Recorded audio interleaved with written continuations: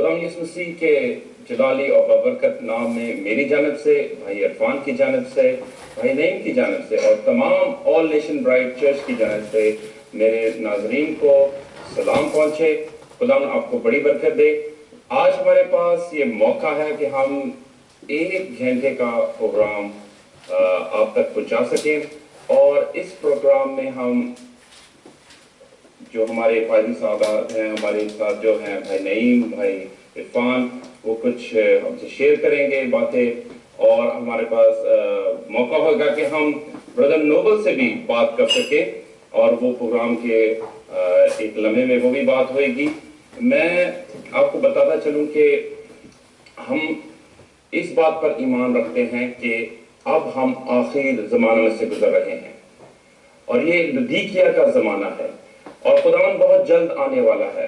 جس طرح ہم بہت سی پیشن گوئیوں کو پڑھتے بھی رہے ہیں، اور اب ہم اپنی آنکھوں سے ان پیشن گوئیوں کو پورا ہوتے ہوئے دیکھ رہے ہیں، اور خداوند جو ہے اب وہ دروازے پر ہے، اور جس طرح وہ اپنی دلہن کو لینے کے لیے آ رہا ہے، اس کی دلہن کو بھی چاہیے کہ وہ اپنی آپ کو تیار کرے۔ میں نے پہلے گزشتہ پروگرام میں بھی کہا تھا کہ دلہن میں اور کلیسیا میں فرق ہے، اور ہم اس فرق کو بتانے کے لیے ہم گامزن ہیں، بتاتے رہتے ہیں، کیونکہ ہم عین کلام کے جس طرح خداوند کے کلام میں لکھا ہے ہم ویسا ہی اس پر عمل کرتے ہیں، کیونکہ خداوند یسوع مسیح جو کلام ہے، اگر ہم اس کو جاننا چاہتے ہیں یسوع مسیح کو، تو ظاہری بات ہے ہمیں اس کے کلام کو پڑھنا پڑے گا، کیونکہ وہ خود کلام ہے، تو ہی ہم اسے جانیں گے۔ جس طرح کہ وہ ایک طرح کی آؤٹ لائن نہیں، بلکہ اس کی ڈیٹیلز موجود ہیں کہ خداوند کا ذہن یہاں پر ہے، خداوند کس طرح کام کرتا ہے اپنے لوگوں کے لیے، اور وہ کیا چاہتا ہے کہ اس کی دلہن کیسے آئے، اور بہت سی باتیں ہیں۔ اور جس طرح میں نے کہا تھا کہ پچھلے ہفتہ جب بھائی بلڈ مون کے بارے میں بات کر رہے تھے، تو انہوں نے کئی باتیں جو تھی وہ، کیونکہ ٹائم کی جو تھی ہمارے پاس شارٹیج تھی، 15 منٹ میں ہمیں پروگرام ختم کرنا ہوتا تھا، بہت سی باتیں ہم مس کر جاتے ہیں، لیکن آج موقع ہے کہ ہم پھر سے وہ تھوڑا سا ٹاپک کو کریں گے۔ یہ پورے پروگرام میں نہیں ہوگا، لیکن شروع کے چند 5-10 منٹ جس طرح بھی بھائی صاحب جو ہے وہ کر سکتے ہیں وہ کریں گے ہم۔ تو بھائی عرفان، آپ وہ جو پوائنٹ مس کر چکے تھے وہ، یا آپ ریکال کریں ان ساری باتوں کو اور ناظرین تک پہنچائیں کہ کیا بات ہے بلڈ مون کے بارے میں۔ تھینک یو بھائی سفر۔ سب سے پہلے میں شکر گزار ہوں ہمارے بزرگ اور ہمارے پیارے بھائی ڈاکٹر ڈیوڈ پیٹر کا، جنہوں نے آج یہ ممکن کیا، اور انہوں نے ہمیں یہ موقع دیا کہ آج پورا پروگرام 1 گھنٹے کا ہم ان کی وساطت سے آپ تک پہنچا سکیں۔ خداوند ان کو برکت دے، ان کے کام میں ان کو بلیس کرے۔ جیسا کہ آپ نے پچھلے ہفتے سنا ہوگا کہ جب میں نے بلڈ مونز کے بارے میں یہاں پر منادی کی تھی، لیکن اس ٹاپک پر واپس جانے سے پہلے 1-2 خبریں ہیں جو گزشتہ ہفتے میں ہوئی ہیں، جو میں آپ تک پہنچانا چاہتا ہوں۔ ایک یہ ہے کہ یہ میرے پاس یہاں پر اخبار کی کٹنگ ہے، اور اس میں یہ درج ہے کہ برطانوی پارلیمنٹ نے جو ہے یہ ایک ریزولوشن پاس کیا ہے، اور جس میں فلسطین کو ریکگنائز کرنے کے لیے انہوں نے ووٹنگ کی ہے، اور اس میں بھاری اکثریت سے پارلیمنٹ نے اس کو قرارداد کو پاس کیا ہے۔ اور دوسری جو خبر ہے خاص، وہ یہ ہے کہ ویٹیکن کے اندر جو سائنائڈ ہے، اس میں انہوں نے یہ اس بات کا اعلان کیا ہے کہ جو گے لوگ ہیں ان کے اندر بھی بہت کوالٹیز ہوتی ہیں، اور بڑے وہ ان کو ایکسیپٹنس کا انہوں نے سگنل دیا ہے چرچ کے اندر، جس کو ہیومن رائٹس گروپس نے اور گے رائٹس گروپس نے اس کو بڑا اپریشیٹ کیا ہے کہ کیتھولک چرچ نے ان کو ایکسیپٹ کیا ہے۔ سو یہ 2 میجر خبریں تھیں۔ یہ میرے پاس اخبارات کی کٹنگز ہیں، اگر کسی کو چاہیے ہو تو میں ان کو دے سکتا ہوں ان کی کاپیز۔ اب ہم چلیں گے آج کے ٹاپک کی طرف۔ جیسے بھائی نے یہ کہا ہے کہ بلڈ مونز کے حوالے سے، تو میں چاہوں گا کہ میں بھائی نعیم سے گزارش کروں گا کہ وہ نکالیں اعمال کی کتاب اور اس کا 2 باب اور اس کی 19ویں اور 20ویں آیت خدا ان کے کلام میں سے پڑھیں، کیونکہ پچھلے ہفتے ہم نے اس کو جب پڑھا تھا تو یہ یوئل کی کتاب میں سے پڑھا تھا، اور یوئل کی کتاب یہی کوٹیشن جو ہے پطرس رسول نے یہ پینتیکوس کے دن جو ہے یہ اس کو پیش کیا ہے اعمال کی کتاب میں۔ خداوند کی زندگی بخش کلام میں سے میں آپ کے سامنے پڑھوں گا، اعمال کی کتاب ہے اور اس کا دوسرا باب ہے، اس کی 19ویں اور 20ویں آیت کی میں تلاوت آپ کے سامنے کروں گا۔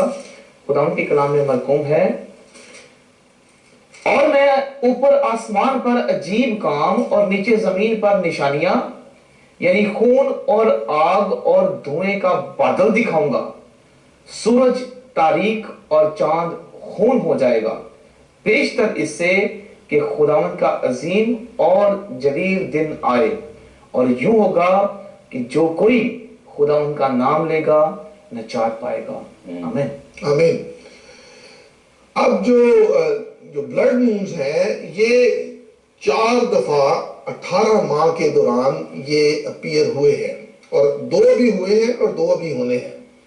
پہلا جو بلڈ مون ہے یہ 15 اپریل کو یہ ساری دنیا نے اس کو دیکھا، 15 اپریل 2014 کو، اور دوسرا یہ گزشتہ ہفتے میں 8 اکتوبر کو یہ بلڈ مون ظاہر ہوا، اور اس کے بعد جو ہے یہ سورج گرہن ہے۔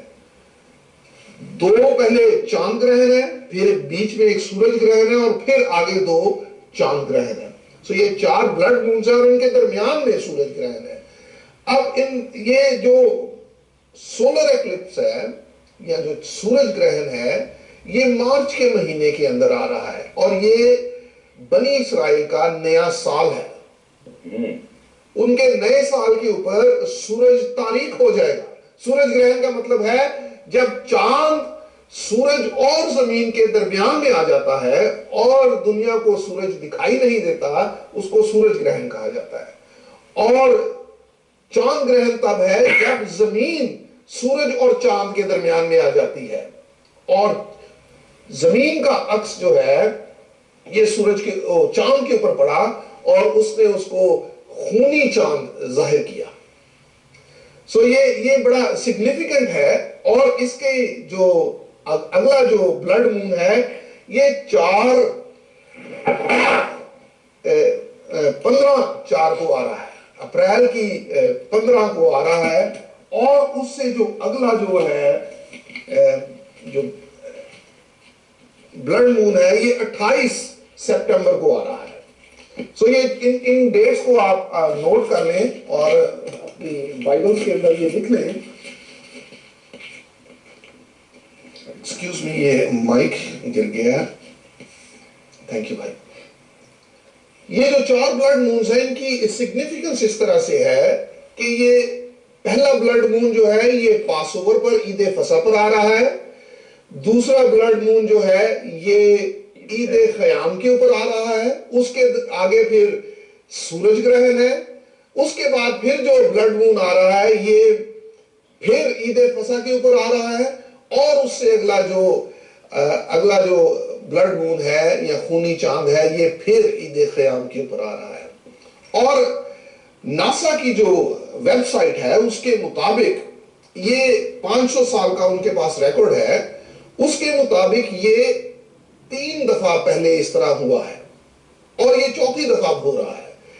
پہلی دفعہ یہ تب ہوا یہ 1492 کے اندر، 1493 کے اندر یہ ہوا، اور تب بھی 4 بلڈ مون ظاہر ہوئے، اور اس میں یہ ہوا کہ اسپین نے مسیحیوں کو جو یہودی تھے اس وقت کے ان کو کہا کہ ہمارے ملک میں سے نکل جائیں، یہاں اسٹیٹ کا جو ریلیجن ہے اس کو ایکسپٹ کر لیں، اور ان کو 14 دن کا ٹائم دیا گیا۔ لیکن وہاں پر خدا نے ان کے لیے ایک بندوبست کیا، اور نیا امریکہ دریافت ہوا، اور یہ سارے یہودی جو تھے وہاں سے تتر بتر ہوئے، اور بہت سارے یہودی یہ امریکہ کے اندر چلے گئے۔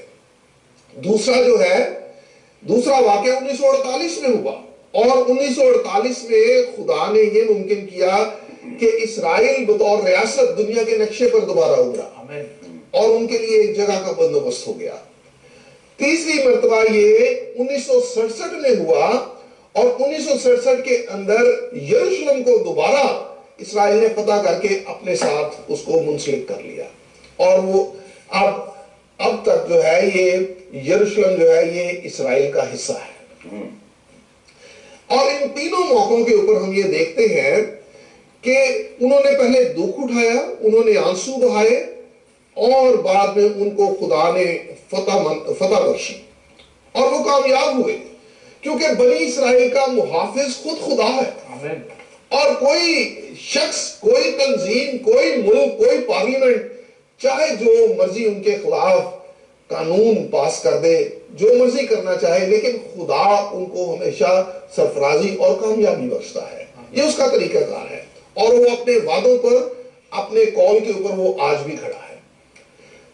یہ بلڈ مونز جو ہیں یہ ان کا تعلق ہے بنی اسرائیل کے ساتھ، اور خدا نے بھی، اگر ہم پیدائش کی کتاب اس کا پہلا باب اور 14ویں آیت دیکھیں تو اس کے اندر یہ لکھا ہے کہ جب خدا نے سورج اور چاند کو خلق کیا تو اس نے ان کو اس لیے خلق کیا کہ یہ نشانیوں کے لیے ہوں، اور زمانوں کے امتیاز کے لیے، برسوں کے امتیاز کے لیے ہوں۔ اور ہم یہ جانتے ہیں کہ جب یسوع مسیح کی ولادت ہوئی تو اس وقت بھی آسمان پر ایک ستارہ نمودار ہوا، اس کو ساری دنیا نے دیکھا، لیکن بہت کم لوگوں کو اس کا ریویلیشن تھا کہ یہ ہو کیا گیا ہے۔ اب بھی یہ بلڈ مونز جو ہے یہ ساری دنیا دیکھ رہی ہے، لیکن بہت کم لوگ ہیں جن کے پاس یہ ریویلیشن ہے کہ اس کا تعلق کیا ہے، یہ اب ہونے کیا والا ہے، اب دنیا کے اندر کچھ عجیب کام ہونے والا ہے۔ اور جیسے کہ ہم اس بات کی منادی کرتے ہیں کہ بائبل کے مطابق جو اگلا ایونٹ ہے یہ دلہن کا اٹھایا جانا ہے اس دنیا سے، یسوع مسیح کی دوسری آمد ہے، اور جتنی بھی باقی پیشن گوئیاں ہیں وہ اس کی طرف گامزن ہے۔ آسمان پر اور زمین پر جو کچھ ہو رہا ہے، کیونکہ خدا کا یہ طریقہ کار ہے، خدا جب کچھ کرنے کو ہوتا ہے وہ اس کو آسمان پر بھی اس کو پیش کرتا ہے اور زمین پر بھی لوگوں کے اوپر ظاہر کرتا ہے، تاکہ بعد میں لوگ یہ نہ سانتے پتہ ہی نہیں لگا۔ اور جنہ کو خدا نے جن کو اپنی حکمت دے رکھی ہے، جن کو اپنا مکاشفہ دے رکھا ہے، کیونکہ خدا آموس کی کتاب میں یہ کہتا ہے کہ خدا کچھ نہیں کرتا جب تک وہ اپنا بھید اپنے خدمت گزار نبیوں پر پہلے آشکارا نہ کرے۔ یہ اس کا طریقہ کار ہے۔ اور جب نوح کے زمانے میں بھی طوفان آنا تھا تو خدا نے اپنا بھید جو تھا نوح کے اوپر ظاہر کیا اور اس کو بتایا۔ پھر جب سدوم اور عمورہ کو خدا نے تباہ کرنا تھا تو خدا نے ابراہیم کے اوپر اپنے پلان کو ظاہر کیا۔ یہ اس کا طریقہ کار ہے، اور اس طریقے کے کار کے ساتھ خداوند اپنا کام کرتا ہے۔ اس کا جو بھی پیٹرن ہے یہ بائبل کے اندر درج ہے۔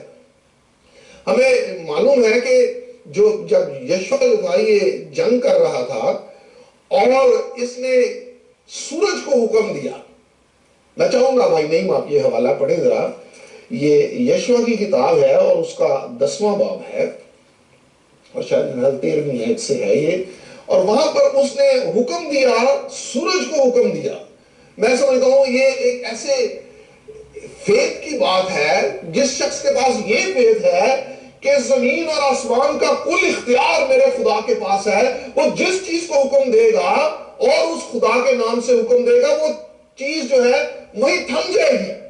اور اس نے اس کو حکم دیا، اس نے کہا کہ جباؤن کی وادی میں ٹھہر جا۔ جی بھائی پڑھیں۔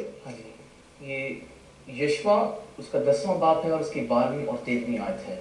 یہاں پر لکھا ہے، اور اس دن جب خداوند نے اموریوں کو بنی اسرائیل کے قابو میں کر دیا، یشوع نے خداوند کے حضور بنی اسرائیل کے سامنے یہ کہا، آئے سورج تو جباؤن پر اور آئے چاند تو وادی ایالون میں ٹھہرا رہ۔ اور سورج ٹھہر گیا اور چاند تھما رہا جب تک قوم نے اپنے دشمنوں سے اپنا انتقام نہ لے لیا۔ کیا یہ عاشر کی کتاب میں نہیں لکھا ہے؟ اور سورج آسمان کے بیچوں بیچ ٹھہرا رہا اور تقریباً سارے دن ڈوبنے میں جلدی نہ کی۔ تھینک یو بھائی۔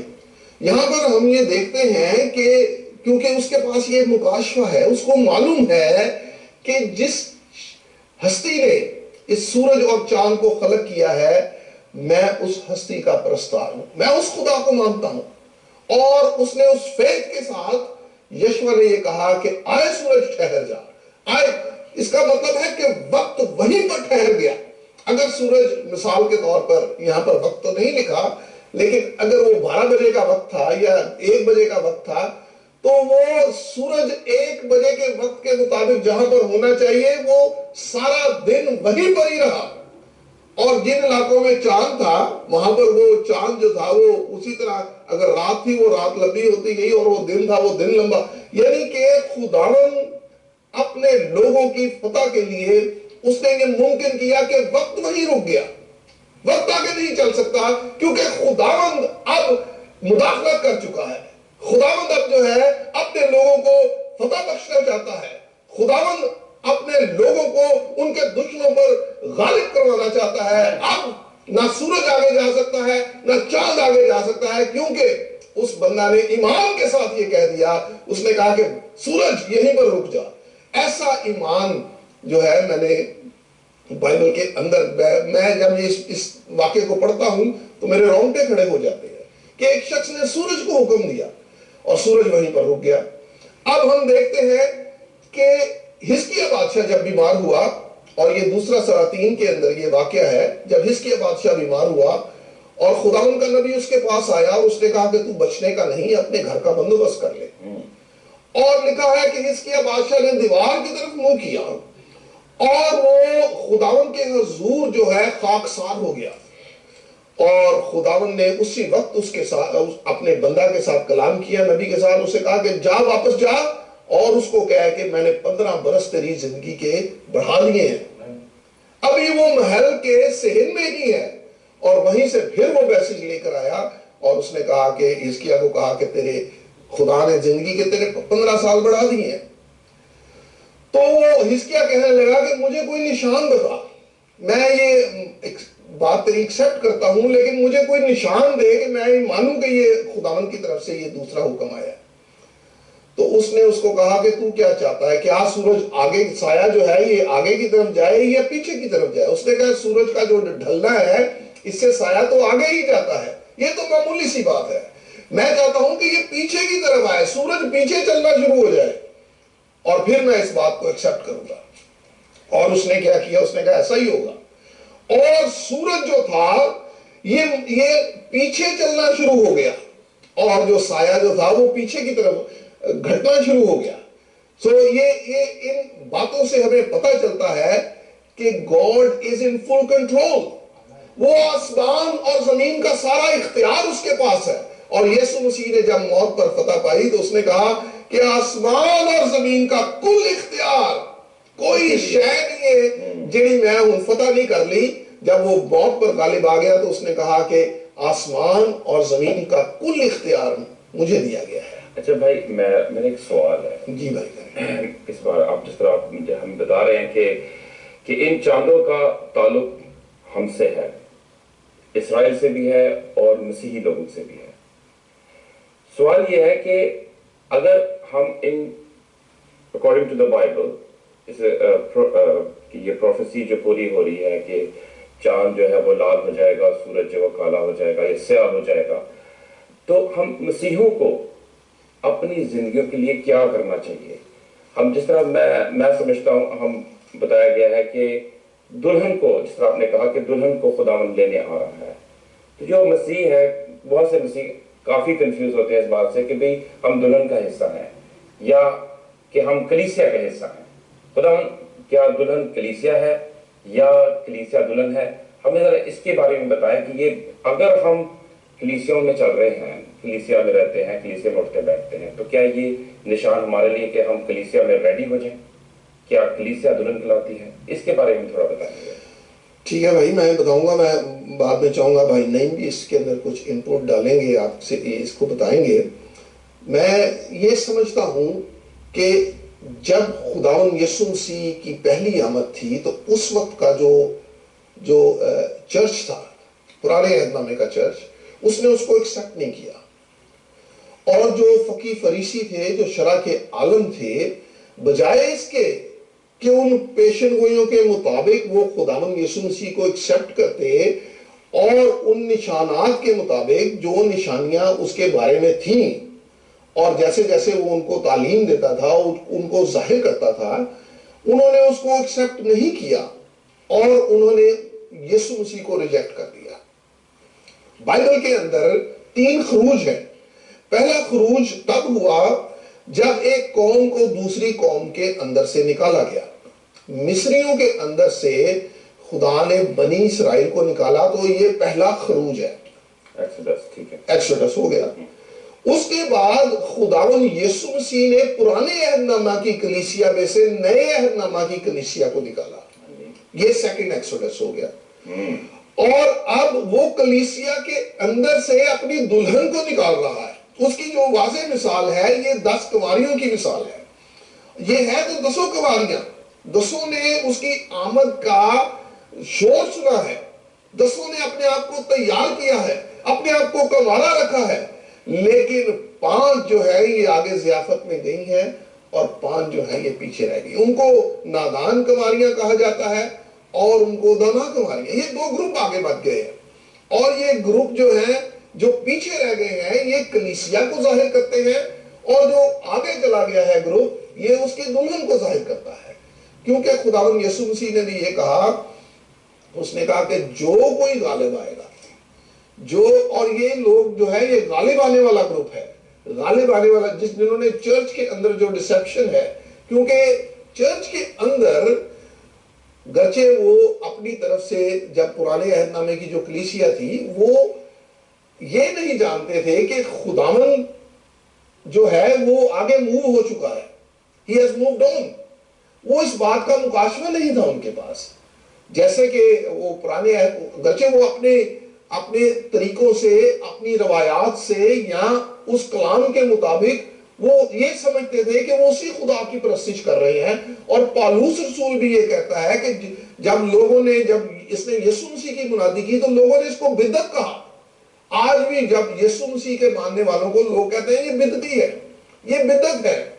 اور اس کو جب بدعت کہا تو اس نے کیا کیا, اس نے کہا کہ میں اسی طریقے سے, اسی کلام کے مطابق اور اسی خدا کو مانتا ہوں. پرانے عہد نامے کا یہوہ ہی نئے عہد نامے کا یسوع مسیح ہے.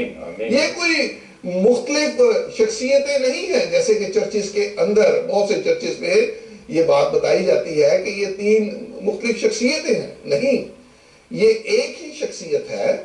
اور اس کو پرانے عہد نامے کے یہوہ نے اپنے آپ کو نئے عہد نامے کے یسوع میں ظاہر کیا ہے. بھائی آپ کچھ کہیں؟ میں کلیسیا اور دلہن کے تعلق سے بات کر رہا تھا یا کرنا چاہتا ہوں. وہ یہ ہے کہ جیسے بھائی نے بات کی, میں اسی تسلسل کو آگے چلانا چاہتا ہوں.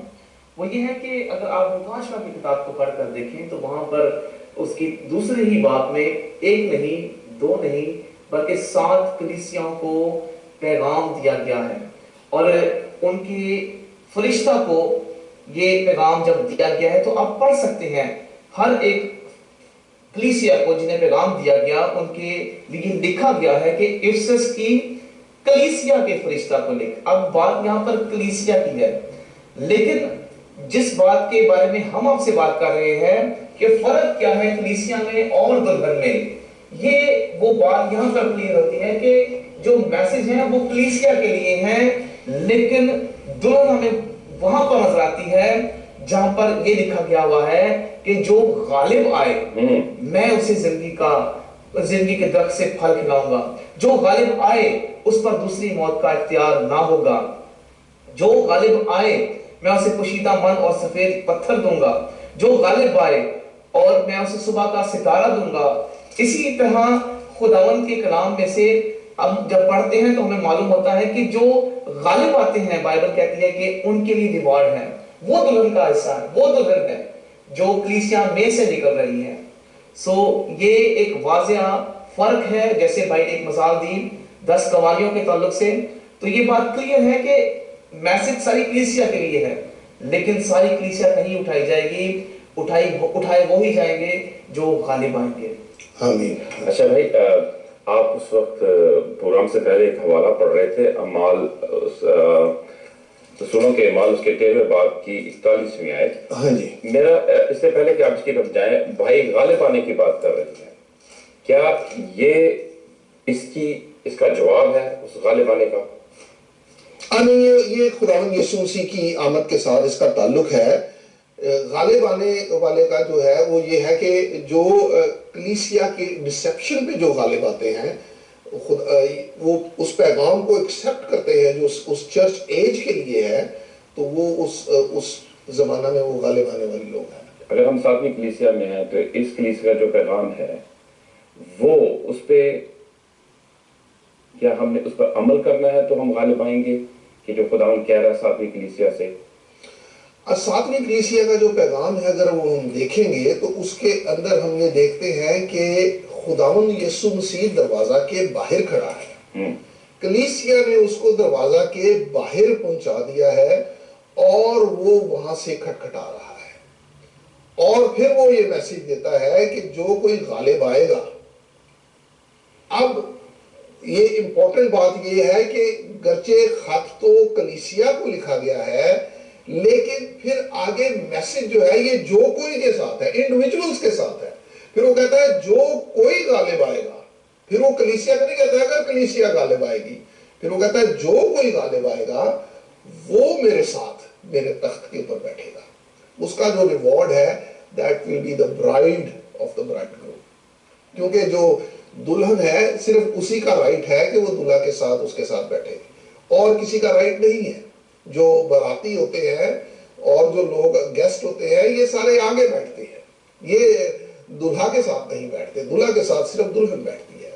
تو یہ ریوارڈ جو ہے اس زمانہ کے, یہ میں سمجھتا ہوں کہ یہ بڑا مبارک ٹائم میں سے ہم لوگ گزر رہے ہیں, کیونکہ یہ دور جو ہے یہ گرچہ بہت سے انبیاء اکرام نے اور خداوند کے راست بازوں نے یہ اپنی انبیانہ آنکھوں سے دیکھا یا اس کی خواہش کی کہ کاش ہم اس دور میں ہوں, لیکن اور ان کو موت کے وسیلہ سے خداوند کی قربت میں جانا پڑا. لیکن یہ ہے مبارک لوگ ہیں کیونکہ اس زمانہ کے اندر جب خداوند آئے گا تو ہمارے بدن تبدیل ہو جائیں گے. اور ہم لکھا ہے کہ with the twinkling of an eye, جیسے آنکھ جھپکتے میں جتنا وقت لگتا ہے اتنا وقت لگے گا اور ہمارے یہ جو بدن ہے یہ جھڑ جائیں گے اور ہمیں نیا بدن ملے گا, اور اس بدن کے ساتھ ہم ہوا میں اڑ کر خداوند کا استقبال کریں گے. So یہ میں سمجھتا ہوں کہ we are very blessed people of this time, کہ جو اس پیشن گوئی کے ساتھ جو ہم دیکھ رہے ہیں جو دنیا کے اندر ہو رہا ہے, اور اس کا جو خداوند یسوع مسیح کی آمد کے ساتھ تعلق ہے. میں چاہوں گا بھائی آپ یہ حوالہ پڑھیں ذرا, اعمال کی کتاب اور اس کا 13واں باب اور اس کی 41ویں آیت.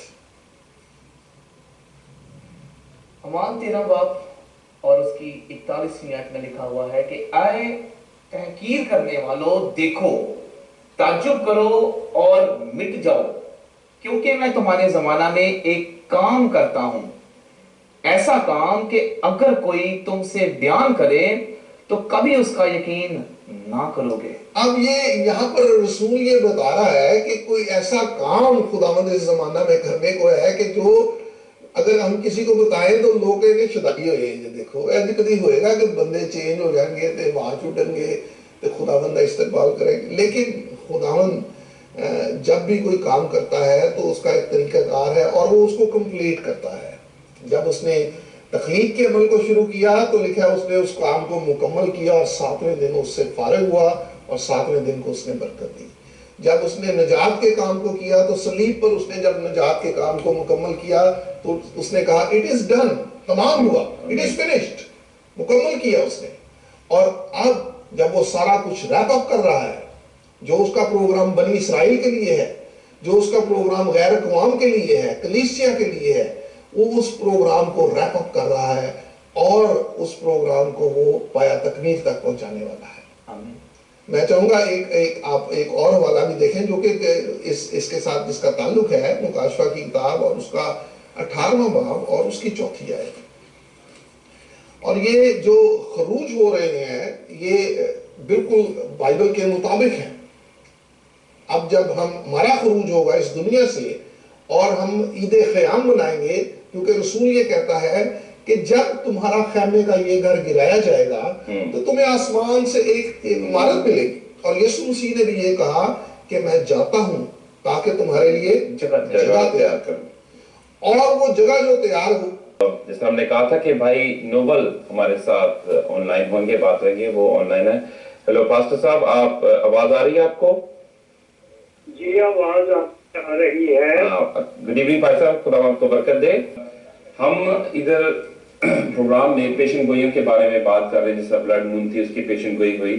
آپ سے ایک سوال ہے پیشن گوئی کے بارے میں، اور وہ ہے دانیل کا 70ویں ہفتے سے، اور اس کا کیا تعلق ہے اسرائیل اور فلسطین کے درمیان جو پیس ٹریٹی قائم ہو رہی ہے، اس کا تعلق دانیل کے 70ویں ہفتے سے کیا ہے؟ ذرا اس پہ ذرا تھوڑی روشنی ڈالیں.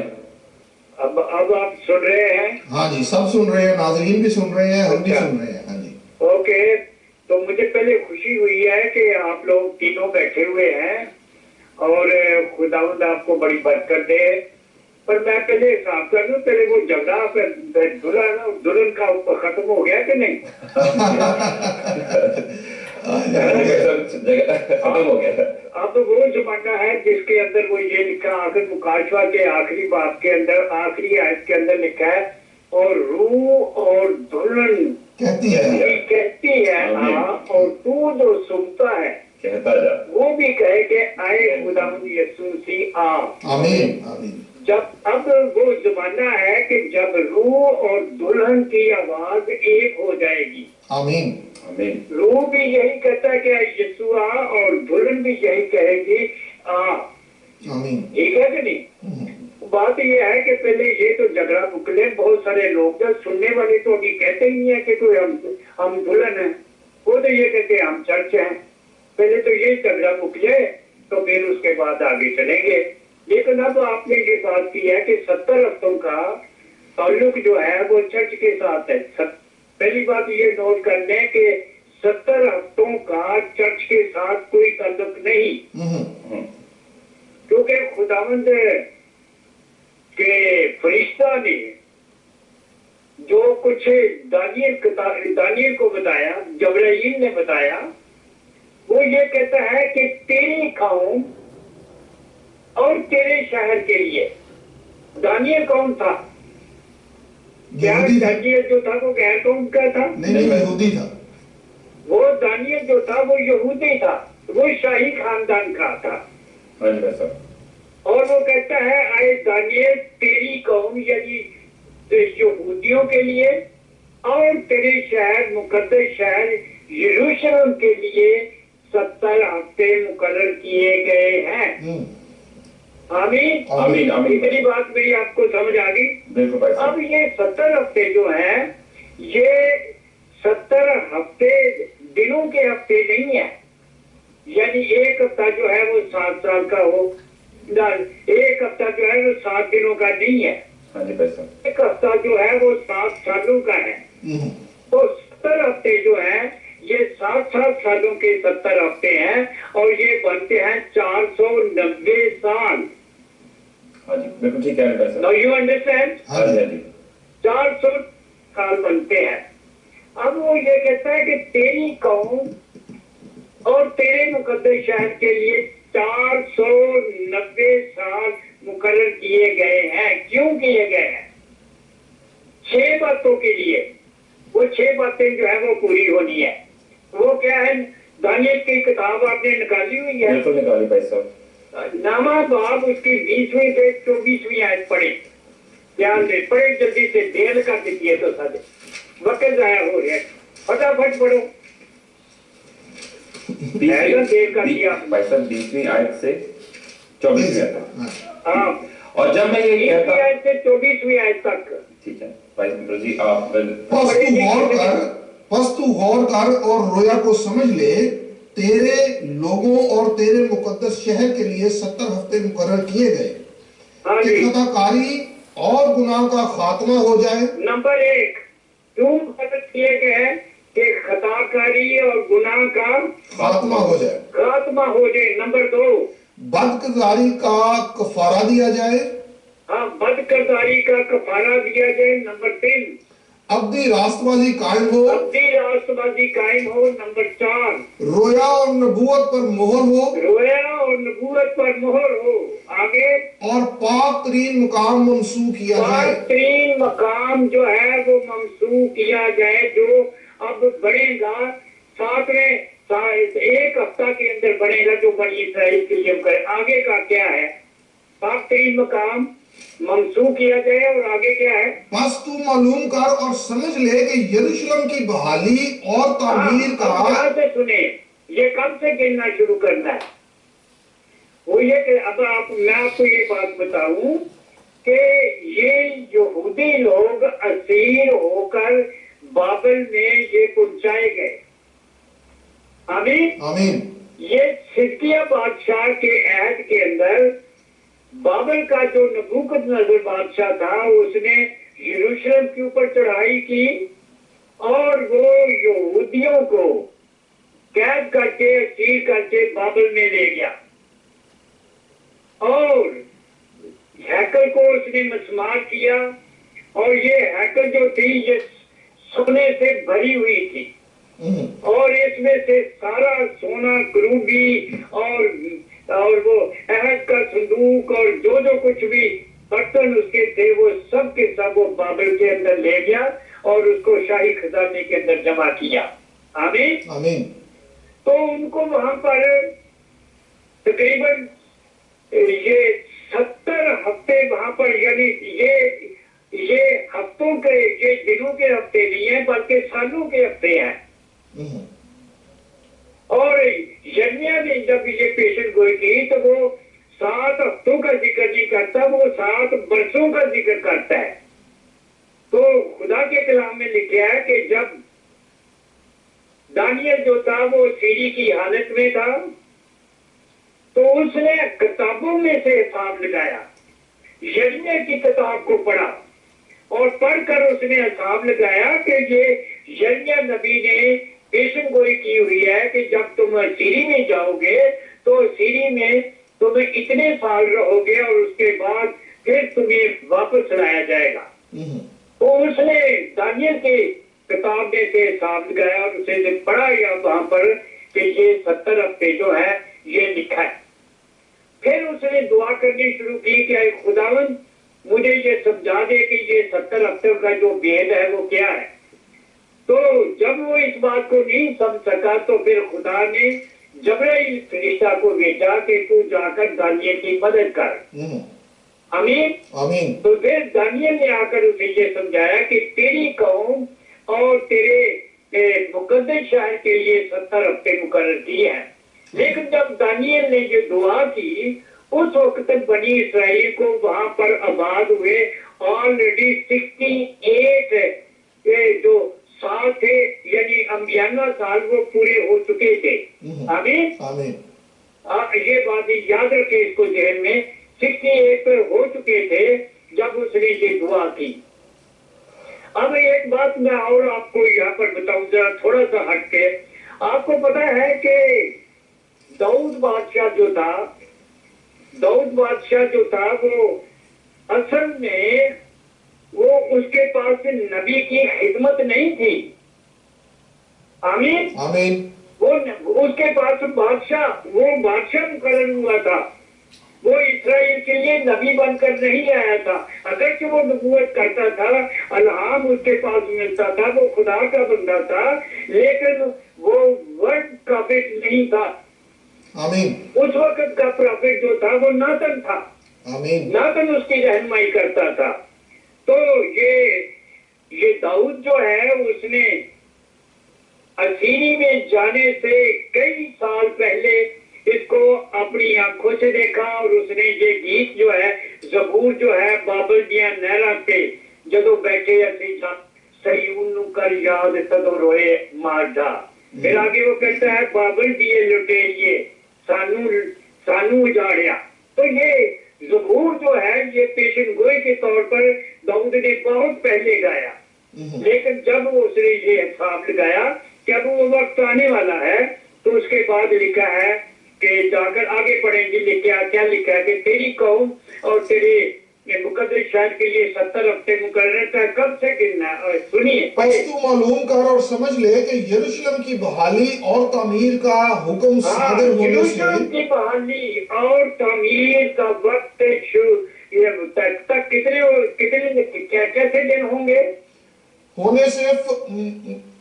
मंसूख फरमारवा तक 7 हफ्ते और 62 हफ्ते होंगे। हाँ, ये कहाँ से गिनना है? ये आपने गिनना है नहमिया की किताब उसके 2 बाब के अंदर है कि जब वो नहमिया को हुक्म मिला कि तू जाकर अपने शहर मुकद्दस शहर है उसको तामीर कर। आमीन आमीन। हाँ, ये यरूशलेम की तामीर का नहीं जिक्र, ना हैकल की तामीर का नहीं है। वो लिखा है तेरे मुकद्दस शहर, और फिर वो ये कहता है यरूशलेम की बहाली, हैकल की बहाली की बात नहीं है। यरूशलेम की बहाली से लेकर मंसूख फरमारवा तक, यहाँ से लेकर उस वक्त तक गिनना है कि जब खुदावंद यीशु मसीह हैकल में गया और उसको बतौर यरूशलेम के अंदर उसे बतौर फरमारवा एक्सेप्ट किया गया। Are you with me? जी। कब कैसे उसे मंसूख फरमारवा के तौर पर एक्सेप्ट किया था? जब वो गधी के बच्चे पर सवार होकर जा रहा था तो लोग उसके आगे कपड़े बिछाते थे, खजूर की डालियां और होश ना के नारे मारते थे, कहते मुबारक है वो जो खुदावन के नाम पर आता है। ये उस वक्त है, उस वक्त वो मंसूख फरमारवा के तौर पर गया। लेकिन वो मंसूख कब हुआ? जब 30 साल की उम्र थी। आमीन आमीन। जब वो 30 साल की उम्र में उसने बपतिस्मा लिया तो लिखा है रूह कुदस कबूतर की मानद उसके ऊपर आया और ऊपर से ये आवाज आई, वो आप जानते हैं सारे। आमीन आमीन। और तो इसके बाद जो आलिम लोग हैं उन्होंने ये हिसाब लगाया है कि खुदा ने जाकर के बाइबल के अंदर ये नहीं मैंने किसी जगह पढ़ा, अगर आपने पढ़ा है या सुनने वालों में से किसी ने पढ़ा है, वो नियाज पढ़ी है, तो वो जरूर हमारी रहनुमाई करे। वहां पर ये नहीं लिखा 3 साल या 3.5 साल, पर हम ये कहते हैं कि लिखा है कि मंसूख फरमारवा तक, कब से लेकर कब वो मंसूख हुआ? जब वो 30 वर्ष का था, और जब वो वहां पर दाखिल हुआ तो वो आप ये कह लें कि 3 साल के बाद वहां पर गया तो वो मंसूख फरमारवा जो था वहां पर एक्सेप्ट किया गया। तो वहां तक कितने हफ्ते लिखा है? 7 हफ्ते और 7 हफ्ते और 62 7 तो 49 साल। ठीक है, तो ये जो पहली हैकल बनी थी ना, ये जो इस वक्त उस वक्त जो हैकल थी वो हेरोदेस की हैकल थी, वो सुलेमान की हैकल नहीं थी। सुलेमान की हैकल मस्मार हो चुकी थी और उसके ऊपर हेरोदेस ने यहूदियों को खुश करने के लिए उसको बहाल किया, उसको तमीर किया, और उसके बारे में यूहन्ना की इंजील में लिखा है कि 46 साल में वो बनी थी। आमीन। पर वो 4 साल का जिक्र करता है, ये उस हैकल का जिक्र करता है जो सुलेमान ने बनाई। तो वो लिखा है 4 साल, क्या लिखा है? 7 साल, और फिर आगे पढ़े 62 हफ्ते और 62 हफ्तों के बाद वो मंसूख कत्ल किया जाएगा। हाँ, लिखा है 7 साल, फिर आगे लिखा है, फिर आगे क्या लिखा है? 7 साल के बाद क्या लिखा है? 62 हफ्ते, 7 हफ्ते और 62 हफ्ते होंगे। एक हफ्ता। तो ये 49 और 62 से जो है ये कितने बन गए? 49 और 62 ये बन गए 69। हाँ, 69 हफ्ते हो गए। तो फिर लिखा है कि तब मंसूख फरमारवा कत्ल किया जाएगा और उसका कुछ ना रहेगा। तो ये 69 हफ्तों के बाद वो पीरियड जो था 69वें हफ्ते के अंदर आकर ठहर गया, और उसके बाद बीच में गैर कौमों का जमाना आ गया। आमीन आमीन। उसके बाद खुदा ने, मैंने आगे भी एक दफा बताया था, टाइम नहीं होता, पूरी बात नहीं कर सकते, तो खुदा ने कभी यहूदियों और गैर कौमों के दरमियान इकट्ठा काम नहीं किया। तो जब 69 हफ्ते पूरे हो गए तो ये था कि जो यहूदी लोग थे उन्होंने पिलातुस की अदालत के अंदर खड़े होकर यीशु मसीह को रिजेक्ट कर दिया। और उसने पूछा कि मैं यीशु के साथ क्या करूं, क्या मैं इसे छोड़ दूं? उन्होंने कहा नहीं, इसको मसरूफ कर। उसने कहा मैं फिर ये इसके साथ क्या करूं, मैं कि तुम्हारी खातिर ना मैं बराबा को छोड़ दूं या इसको? उन्होंने कहा नहीं, बराबा को। उस वक्त से यहूदी जो है वो बराबा के साथ जिंदगी गुजार रहे हैं, वो यीशु मसीह को नहीं पहचानते, इसलिए वो उस वक्त तक 70 हफ्ते जो है वो उसमें से अब गैर कौमें गुजर रही है। ये एक लंबा पीरियड है जिसको गैर कौमों का पीरियड कहते हैं। ये 2000 साल का होना चाहिए, लेकिन ये ओवरलैप हो गया है और अब 2014 हो गए हैं। तो अब ये 2014 जो है ये मुकम्मल होने वाले हैं। एग्रीमेंट जो है 1 हफ्ता एक रह गया, लिखा है 7 हफ्ते और 62 हफ्ते और 1 हफ्ता। ये 1 हफ्ता जो है ये 69 हफ्ते के साथ जब तक नहीं जुड़ेगा उस वक्त तक इसराइल का पीरियड नहीं शुरू होगा। और इसके दरमियान गैर कौमों का पीरियड जो है वो चल रहा है, और जब ये पीरियड खत्म होगा आखिरी आदमी जिसको दुल्हन के अंदर शरीक होना है, जब तक वो शरीक नहीं होता ये चलेगा। और जब वो मुकम्मल हो जाएगा, वो सारा शुमार मुकम्मल हो जाएगा, तो ये जो पीरियड है ये बंद हो जाएगा और 70वां हफ्ता ये है फिर शुरू हो जाएगा। और 70वां हफ्ता जो 1 हफ्ता जो है वो 69वें के साथ जुड़ जाएगा और फिर इसराइल का पीरियड जो है वो फिर शुरू हो जाएगा और फिर उसके लिए अब मुआहदे हो रहे हैं। आमीन आमीन। Anything else? थैंक यू भाई नोबल, खुदावंद आपको बरकत दे। और आज आपने बड़ी मुफस्सल तरीके से इसको पेश किया है, और बाकी अगर इस पर डिटेल आप पढ़ना चाहते हैं नाजरीन की मैं गोशे गुजार करता जाऊँ, तो भाई नोबल ने एक किताब लिखी है चौथा हैवान दुनिया की आखिरी सल्तनत। उसमें दानियल का 70वां हफ्ता जो है इसको मुफस्सल तरीके से उन्होंने बयान किया है, और हैकल के बारे में और जितनी भी ये बातें जो अभी यहाँ पर डिस्कस हुई हैं इनको अगर आप मुफस्सल तरीके से जानना चाहते हैं तो इस किताब को आप ज़रूर पढ़ें। और इसका जो ताल्लुक है, मैं ये अभी जो हमने जो मेरे जहन में आया कि जो खबर जो प्रोग्राम के आगाज़ में मैंने आपकी गोशे गुजार की थी कि बरतानवी पार्लियामेंट ने जो है ये करारदाद पास की है टू रिकग्नाइज पैलेस्टाइन।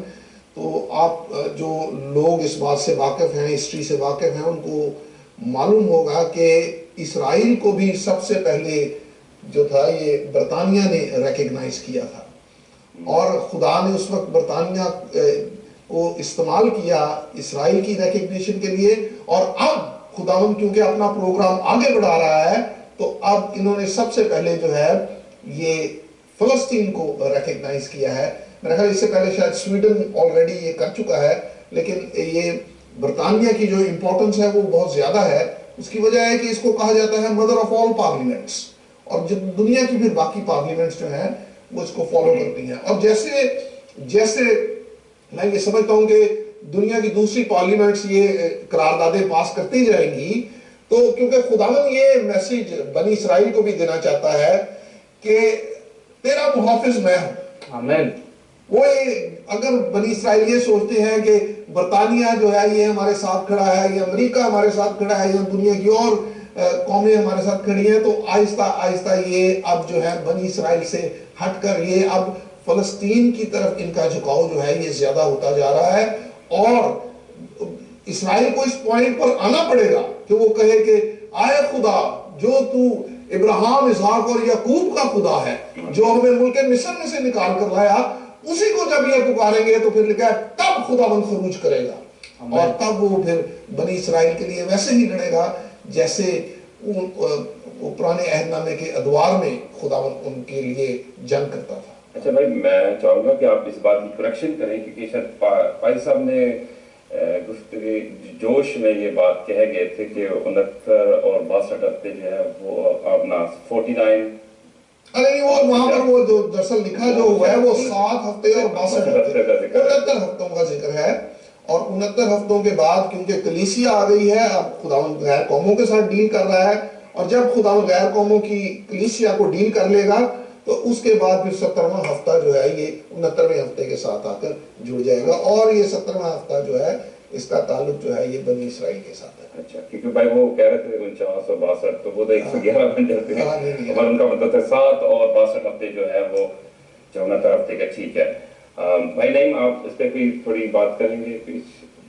नहीं, ये ऑलरेडी साहब ने इसके बारे में बताया है, तो अभी सिंपल यही है कि इससे पेशतर कि ये गैप खत्म हो जाए और खुदावंद यीशु मसीह आ जाए। मैं चाहूँगा कि मेरे लिए और आपके लिए ये बहुत प्यारा मैसेज है कि हम वक्त को गनीमत जानें और उस भेद की, उस मुकाशफे की कदर करें और उस पैगाम की जो वक्त का पैगाम है और हमें दिया जा रहा है, और इस प्लेटफॉर्म से मुसलसल ये बात की जा रही है कि खुदावंद यीशु मसीह जल्द आ रहा है, खुदावंद यीशु मसीह जल्द आ रहा है। मैं भाई साहब की एक बात को, बड़ी खूबसूरत बात मुझे लगी, मैं उसको बढ़ाना चाहता हूँ कलीसिया और दुल्हन के ताल्लुक से, कि कहीं भी बाइबल मुकद्दस में ये नहीं लिखा हुआ कि रूह और कलीसिया ये कहती हो कि यीशु मसीह जल्द आ। मुकाशफा की किताब को पढ़कर देख लें, उसके आखिरी बाब में ये बात लिखी हुई है कि रूह और दुल्हन ये बात कह रही है कि खुदा यीशु मसीह जल्द आ। सो मैं यही चाहूंगा कि इससे पेशतर कि फजल का दरवाजा बंद हो जाए, इससे पेशतर कि ये 69वां हफ्ता 70वें हफ्ते के साथ मिल जाए। खुदारा वक्त को गनीमत जाने और इस वक्त के पैगाम को सुन करके यीशु मसीह के पास आ जाएं, ताकि मेरा खुदा और आपका खुदा हम सबको जिस मकसद के लिए उसने हमें कॉल किया है उसको पूरा कर सकें। भाई अभी थोड़ा सा आगे मैं थोड़ा सा यहाँ पर इसमें ये ऐड करूंगा, बाइबल जो है ये अक्सर हम यहाँ पर बताते हैं कि ये दो आदमों के इर्द गिर्द घूमती है, और पहला आदम चूंकि वो मट्टी से बनाया गया तो उसकी दुल्हन भी जो है वो उसके बदन में से निकली, तो वो भी मट्टी थी।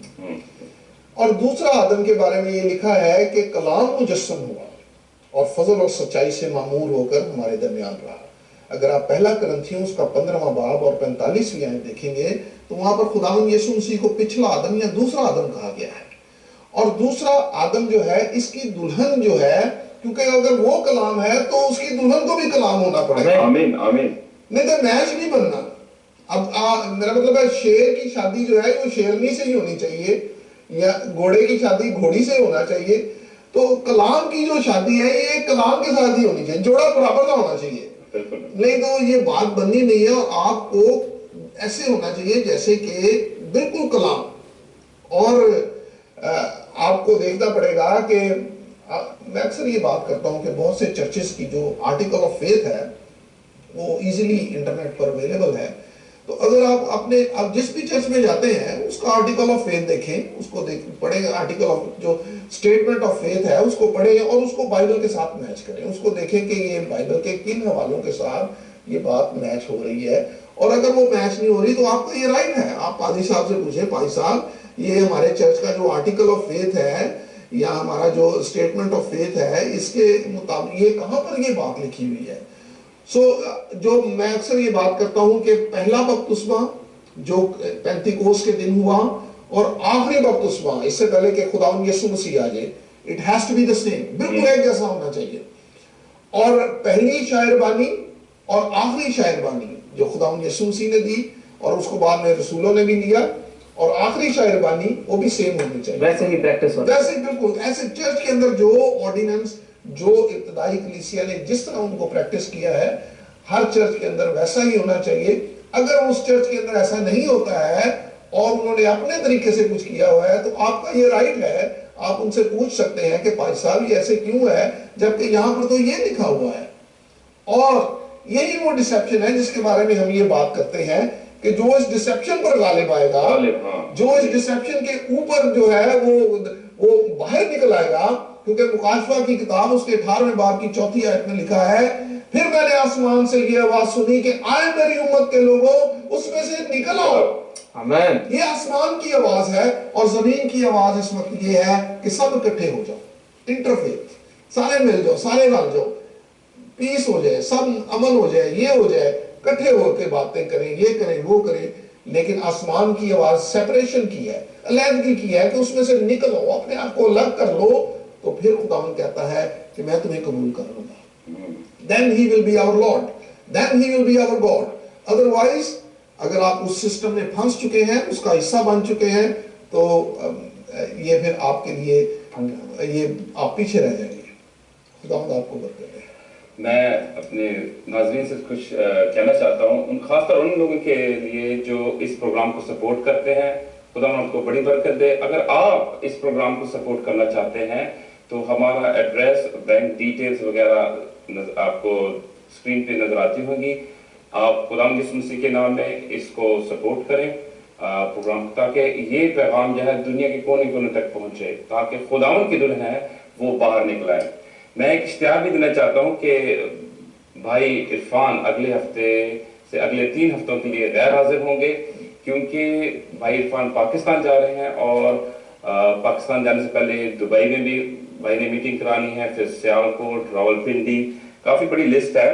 مختلف علاقوں میں، مختلف شہروں میں جا کے بھائی نے وہاں پر پریچ کرنا ہے، خدا ان کا کلام دینا ہے، وہاں کی دلہن کو جو ہے خدا کا کلام سنانا ہے. اس لیے وہ ہمارے درمیان نہیں ہوں گے.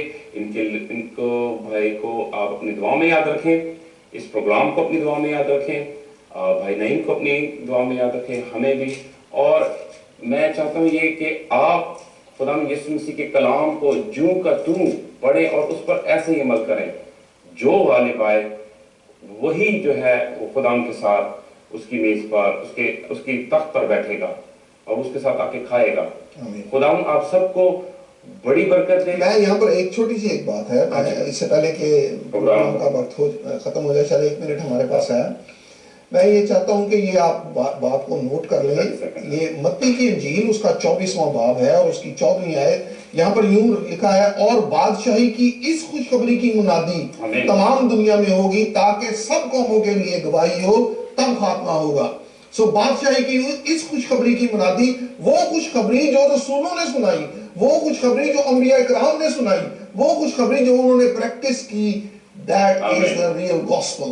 وہ eternal gospel ہے. بائبل کے اندر صرف ایک ہی gospel ہے اور کوئی gospel نہیں ہے. اور اس خوشخبری کی منادی ہوگی تاکہ سب قوموں کے لیے گواہی ہو. وہ یہ نہ کہہ سکے کہ ہمیں تو بات کا پتہ نہیں چلا. اور پھر کہتا ہے کہ پھر خاتمہ ہوگا. خدا آپ سب کو بڑی برکت دے.